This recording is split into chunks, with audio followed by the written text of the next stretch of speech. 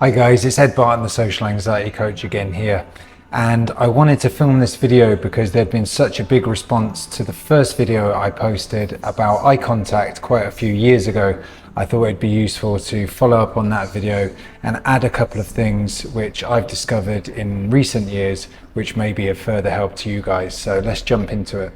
So as I said in my previous video, and people have commented in emails and in the comment section, they struggle with eye contact so much because eyes are indeed a kind of window to the soul. On a more basic level, they also just give us that insight into what's going on inside a person's mind.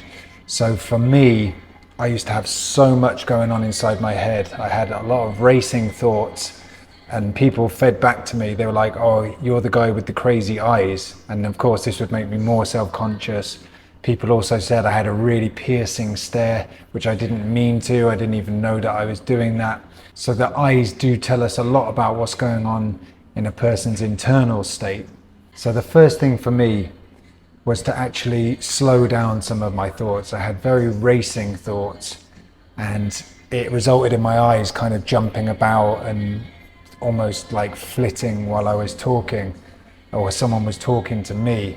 So a lot of the process with overcoming social anxiety generally is just about slowing things down. Try and even move your body in what feels like slow motion. Slow your speech down, and whatever feels crazy slow to you will actually just come across as quite normal and relaxed to other people because we're used to operating at such an amped up high level. So with my thoughts, I would try to breathe slower, try to calm my body, and try to just get more control over my thoughts so my thoughts weren't jumping around all over the place. Another thing I discovered is that as our eyes are indeed a window to the soul, if we cultivate positive thoughts towards the person that's speaking to us or that we're speaking to, this also comes across in our eye contact. So if we're standing there and we're nervous and we're just thinking about how weird we are and how we give off this weird vibe and how that person is suffering because they're speaking to us, then that all comes across to them. But if you can look at the other person and try and generate good feelings towards them, feelings of goodwill, feelings of compassion, feelings of loving kindness, and try and give off good energy to them, this will also come through in your eye contact. And I know this sounds a bit woo-woo, but this even happened to me not long ago. I hadn't slept well. My cortisol was super spiked. I was feeling very edgy that day. I'd had a black coffee, and a friend who I knew, a woman that I knew at the swimming pool, was talking to me. And while she was talking, I started to feel self-conscious. I started to feel like my eye contact wasn't very good with her. And I sort of looked over her shoulder and looked away. And then I brought it back to myself and was like, this is Julie. You love Julie. She's a really kind person. And I started to try and just generate this internal good feeling towards her. And then I was back into the conversation and I felt good talking to her. And I think that came across to her because the rest of the conversation went very smoothly and I just felt good because I was having nice thoughts about her. So another really key tip for successful eye contact in conversations especially, or just eye contact generally, is we want to try and lose self-consciousness to an extent. The main problem with our eye contact oftentimes is because we're obsessed. We're so aware of how we are and how we're coming across to the other person. And this causes a real dissonance. There's a big disconnect. So for me, in my conversations, someone would be speaking to me, but I would just be completely in my own head, thinking, I'm so weird. I've got a negative vibe. I'm giving off a negative energy towards this person. Oh, look, that person looked away. That means that they're picking up on it. So if possible, we really want to try and lose some of that self-consciousness, and we can do this in a couple of ways. One way is to actually put your attention outwards, stop thinking about your face and your eye contact, and really try and focus on what that person is saying.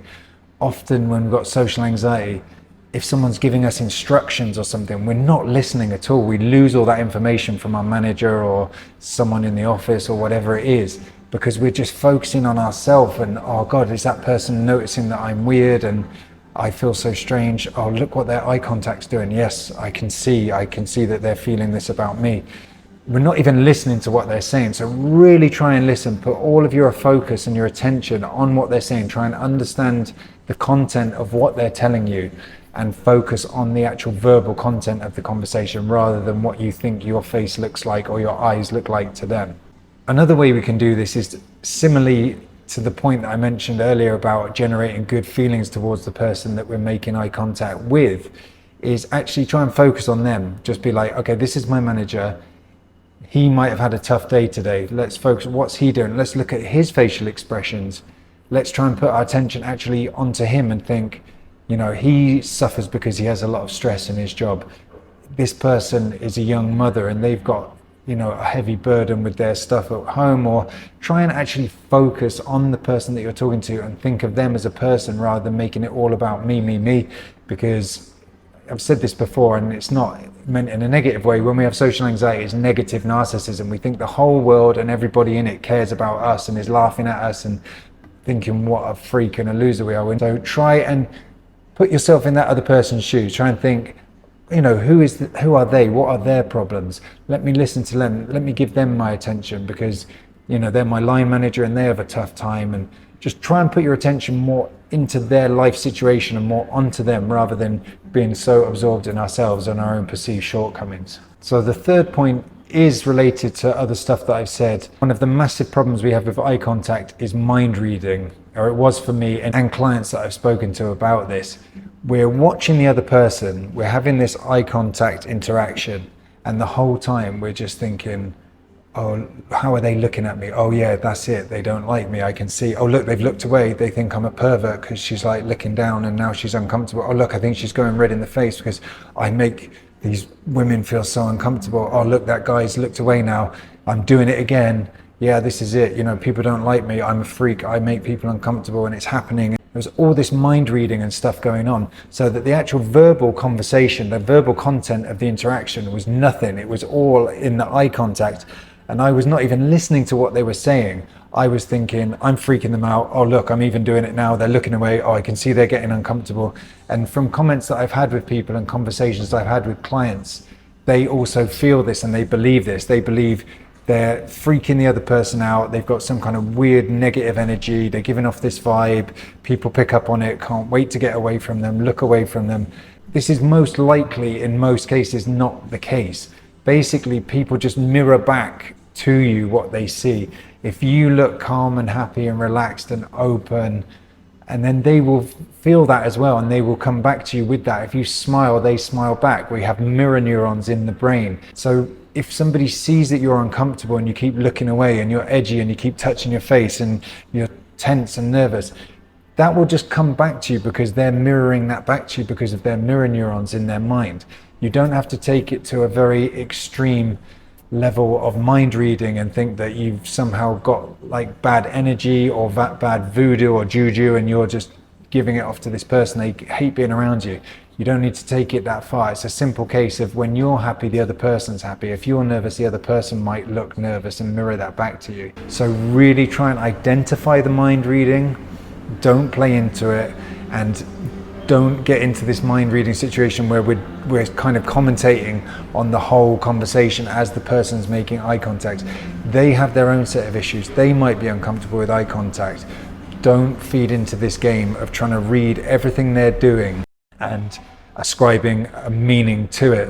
Just try and focus more outside of yourself, focus positively on what they're saying, and don't get into this whole game of analyzing every little eye movement, every fluctuation in their skin tone. I used to do that. I used to think like, oh, they're going pale, they're going red. Oh, I can see every little nuance, this hypervigilance. It's not necessary and it's only unhelpful. So just try, yes, it may come up, but you don't need to feed into it. You can recognize that that's going on, but bring your awareness back onto the other person, focus on what they're saying, and just try and generate this nice vibe with them, okay? And I know that might sound much easier said than done, but it is possible to try and cultivate good feelings, try and focus your awareness more on them. So as you're learning to focus your attention on the other person, another thing that might come up is an issue that came up with me. And people used to tell me that I had really piercing eyes. Like, I do have deep set eyes and I have a heavy brow, and I used to play rugby, so I got kind of lumps in my head. And I didn't realize how stern and serious I could come across to people, and nobody really thought that it was because of social anxiety. You've probably encountered this. People think you're stuck up, they think you're intimidating, they might think you're aloof, but they don't always think you're shy or socially anxious. They often just believe what we put across at surface level, which is that maybe we look a bit mean or unapproachable or aloof or stuck up. So I didn't realize, I mean, I'm doing it a little bit now because the sun's right in my eyes. It's quite difficult, but I used to really sort of have a very intense, staring, sharp, furrowed brow here. And I wasn't aware of it. So as my meditation practice has developed, I've developed more awareness of my body. And one thing you can do is just to actually try and soften your face generally. And I've had to practice smiling a lot. I was never a smiler. I never felt happy. I was always anxious, or I was tense and, trying to be hard, because when you're scared, you put up a fear defense as a way of hiding that. So I've actually had to focus on actually relaxing my forehead. There's a teacher in India, and one of his meditations, micro meditations, was he would have people check in with themselves all through the day. Where's your forehead at? What's your forehead doing? Is it furrowed? Oh yeah, just relax it. Relax the muscles in your forehead, relax the muscles around your eyes, so that your face actually becomes softer and more open. And when you have a soft, relaxed, open face, people like to look at that. If you are tense and uptight and scared and nervous, then of course that may make the other person feel a bit tight as well. And obviously I've said in this video that you want to focus on the other person, and that's right. And in doing that, we may get a little bit tense at first, and we may have to really focus hard, and it might be a little bit stiff and more difficult to begin with, a little bit more conscious. But as we get used to that, then just try and do it with less and less effort, less and less intent, and try and just smooth the face out. And through the day, it's nice as well just to relax yourself and try and relax the muscles around your jaw, around your eyes. And this is a form of meditation as well, the body scan and the progressive relaxation. So just try and work on softening your face and try and cultivate a gentle smile. In recent years, I realized that I used to be walking around with quite a clenched jaw. So my go-to facial expression now a lot more is I will suck in my lips, because it almost creates a half smile.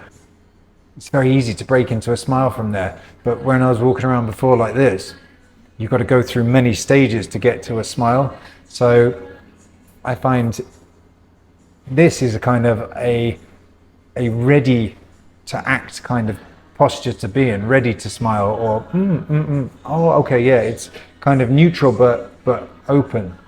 So I do use that sometimes, but generally just try and focus on softening up your face, softening your gaze, softening your eye muscles. And if your musculature in your face is open and relaxed, your heart is open and relaxed towards that person, you're listening to them, you're cultivating positive feelings towards them, and you're focusing on what they're saying, that will help your eye contact, that will help your interactions, rather than being screwed up thinking, I'm a freak who's got all this bad energy and I give off a force field of weird energy and people are driven away by it, and look, I can see every little eye movement from that person I'm speaking to is confirming this. That's very different. So just try and loosen everything up, put your awareness out there onto that person, generate positive feelings, slow down the racing thoughts where you can, identify them, slow down your breathing, relax your posture, slow down your movements. Just be more aware, more in your body, be aware of your facial musculature. And if you implement these techniques, it will have a positive effect on your eye contact and your interaction. So please let me know what you think about this. Let me know if it helps you. Also let me know what you're struggling with eye contact. And please like this video, subscribe to the channel, because it will help me to get the message out about social anxiety and help more people.